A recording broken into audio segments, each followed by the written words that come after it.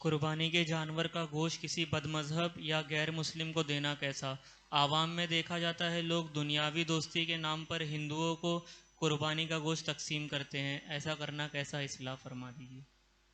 قربانی کے گوشت کو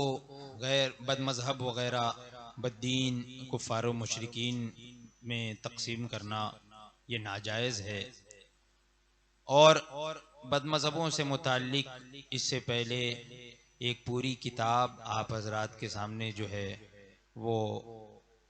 بیان کی گئی ہے، پڑھ کر بتائی گئی، کہ جس میں یہ ذکر ہوا کہ بد مذہبوں سے کسی طرح سے نہ ان کے ساتھ اٹھو بیٹھو، نہ کھاؤ پیو، نہ دوستی کرو، نہ رشتہ داری کرو، نہ ہی ان کی نماز جنازہ پڑھو، نہ ہی ان کے پیچھے نماز پڑھو، اور ان سے دور رہو، ان کو اپنے سے دور رکھو، کہیں وہ تمہیں گمراہ نہ کر دیں، کہیں وہ تمہیں فتنے میں نہ ڈال دیں۔ تو اس طرح کے غیر مسلم اور بد مذہبوں کو جو ہے وہ قربانی کا گوشت، جو کہ عبادت ہے ایک قربانی،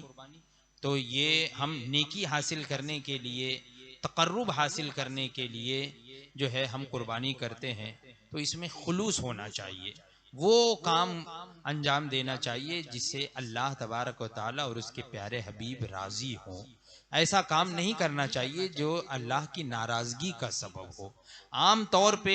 کسی کافر مشرک بد مذہب کو کوئی بھی چیز دینا ویسے ہی ناجائز ہے، اور خاص طور سے قربانی جو کہ تقرب الہی کے لیے کی جاتی ہے، وہ اگر اللہ کی ناراضگی کا سبب ہو تو کیسے قبول ہوگا؟ تو اس لیے وہ کام اپنانا چاہیے کہ جس سے ہماری قربانی قبول ہو، ہماری عبادت، ہماری قربانی اللہ کی بارگاہ میں قبول ہو جائے۔ تو ہرگز ہرگز کسی کافر مشرک بد مذہب وغیرہ کو گوشت تقسیم نہ کیا جائے، بلکہ سنت یہ ہے کہ گوشت کے 3 حصے کیے جائیں، اور ایک حصہ غریبوں میں تقسیم کیا جائے، ایک حصہ اپنے دوست احباب مسلمان رشتہ داروں میں تقسیم کیا جائے، اور ایک حصہ اپنے لیے رکھا جائے۔ یہ بہتر ہے، افضل ہے۔ اور اگر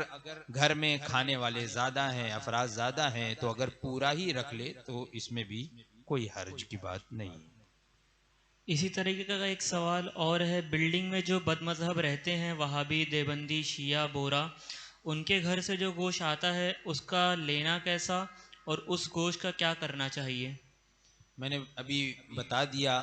کہ بد مذہبوں سے کسی طرح کا میل جول دوستی نہ رکھی جائے، تو چاہے نہ ہی انہیں اپنی جانب سے تحفے تحائف دیے جائیں، نہ ہی ان کے تحفے قبول کیے جائیں۔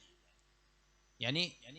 اب یہ نہ دیکھا جائے کہ وہ کیا سوچے گا کیا نہیں سوچے گا، نہیں، بلکہ یہ تو ظاہر کرنا ہے،